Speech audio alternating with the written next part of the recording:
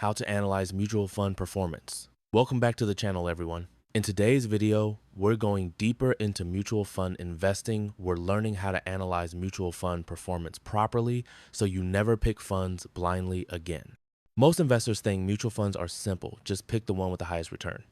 But the truth is, a fund with high returns today may perform poorly tomorrow if it's inconsistent, risky, or badly managed. So in this video, I'll walk you through the exact steps professionals use to evaluate any mutual fund: returns, risk, rolling returns, portfolio quality, Sharpe ratio, expense ratio, and more. By the end of this video, you'll be able to judge any mutual fund in just a few minutes. Let's get started. Check returns short plus long term. Check 1 year, 3 year, and 5 year returns. When we analyze a mutual fund, we don't look at only the current returns or only the highest return fund. Instead, we compare short-term and long-term performance. 1 year returns show recent performance. 3 year returns show stability. 5 year returns show long-term consistency. For example, if a fund has great 1 year return but poor 5 year return, that means it may have performed well only recently due to market luck. But if a fund consistently delivers strong 3 year and 5 year returns, it typically means the fund manager is skilled and the strategy is strong. Always look for consistency across multiple timeframes, not just one. Compare with category average. Never compare equity fund versus hybrid fund. Compare within category. Next, always compare a fund with other funds in the same category. For example, large cap fund must be compared with other large cap funds. Mid cap with mid cap. Hybrid with hybrid. If your fund is consistently beating the category average, that's a good sign.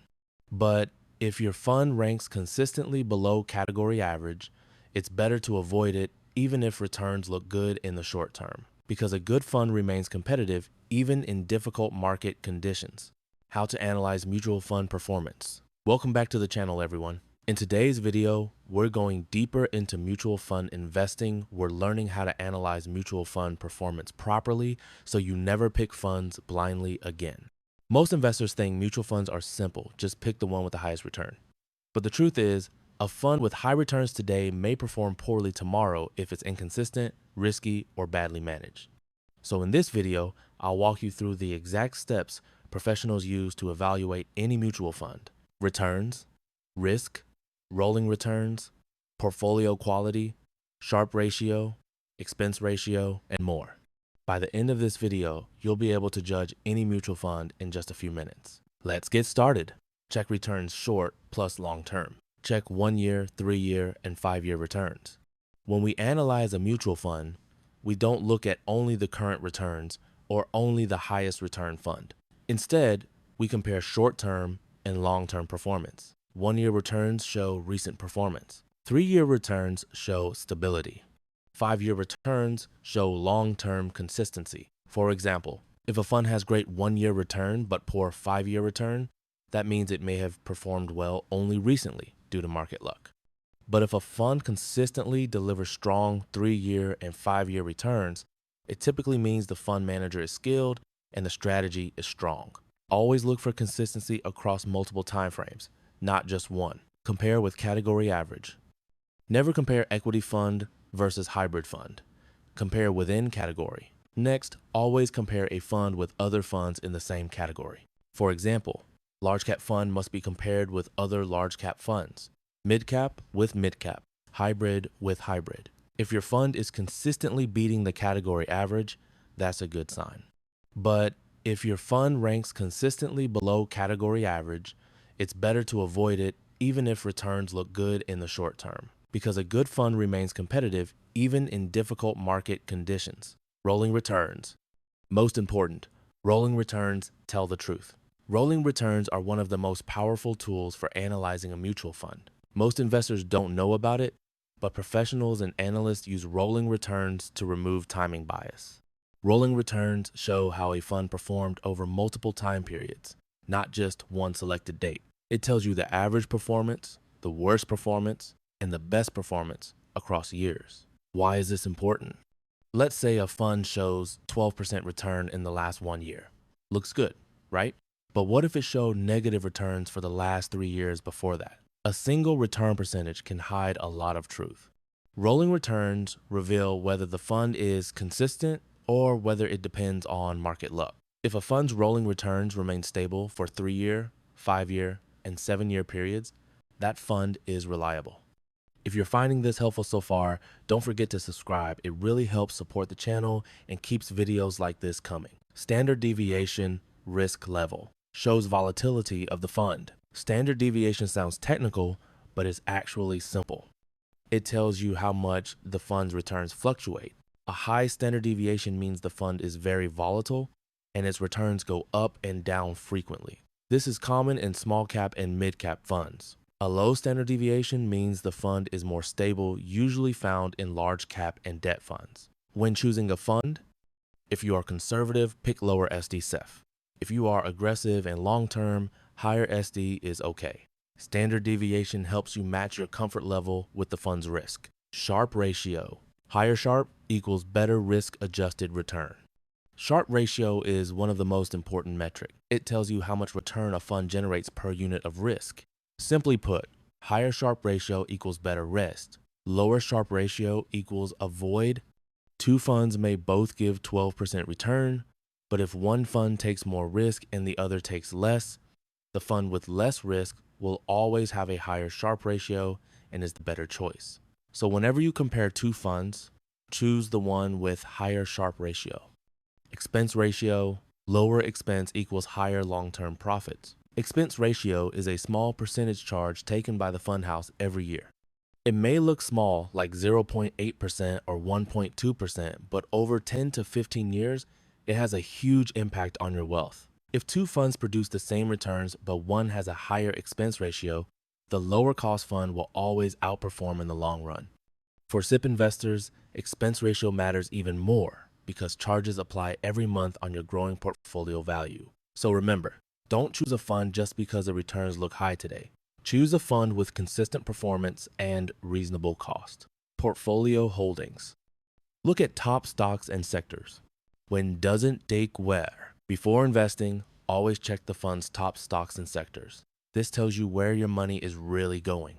A well-diversified portfolio reduces risk. Funds overexposed to a single sector are riskier. If a fund invests too heavily in one sector, say technology or banking, then if that sector crashes, your entire fund will suffer. Look for diversification across industries. Healthy mix of large cap, mid cap, and small cap stocks. No risky concentration. Conclusion: consistency is the key. To summarize today's video, check short-term and long-term returns. Always compare with category average. Use rolling returns for true performance. Evaluate risk with standard deviation. Check risk-adjusted returns with Sharpe ratio. Keep an eye on expense ratio. Study portfolio holdings and diversification. A great fund is not the one with the highest return.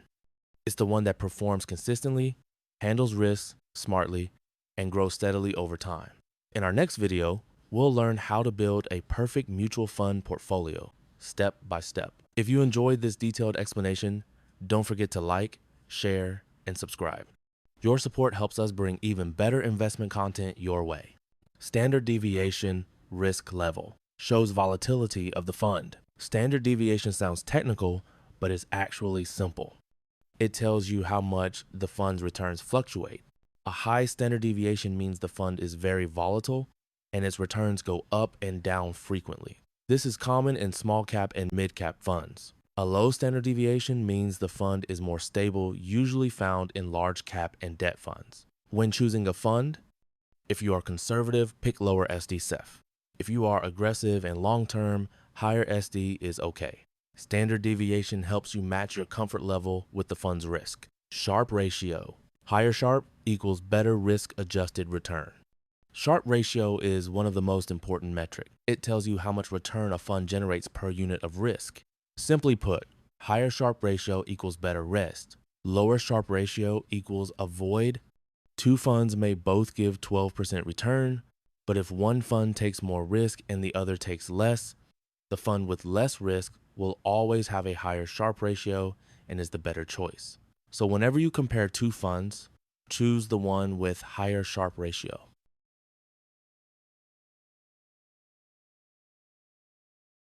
Expense ratio is a small percentage charge taken by the fund house every year. It may look small, like 0.8% or 1.2%, but over 10 to 15 years, it has a huge impact on your wealth. If two funds produce the same returns, but one has a higher expense ratio, the lower cost fund will always outperform in the long run. For SIP investors, expense ratio matters even more because charges apply every month on your growing portfolio value. So remember, don't choose a fund just because the returns look high today. Choose a fund with consistent performance and reasonable cost. Portfolio holdings. Look at top stocks and sectors. When doesn't take where? Before investing, always check the fund's top stocks and sectors. This tells you where your money is really going. A well-diversified portfolio reduces risk. Funds overexposed to a single sector are riskier. If a fund invests too heavily in one sector, say technology or banking, then if that sector crashes, your entire fund will suffer. Look for diversification across industries. Healthy mix of large cap, mid cap, and small cap stocks. No risky concentration. Conclusion: consistency is the key. To summarize today's video, check short-term and long-term returns. Always compare with category average. Use rolling returns for true performance. Evaluate risk with standard deviation. Check risk-adjusted returns with Sharpe Ratio.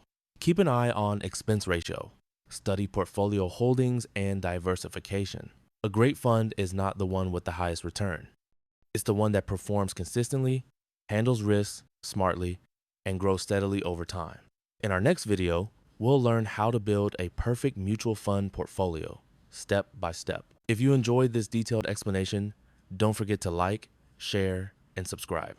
Your support helps us bring even better investment content your way.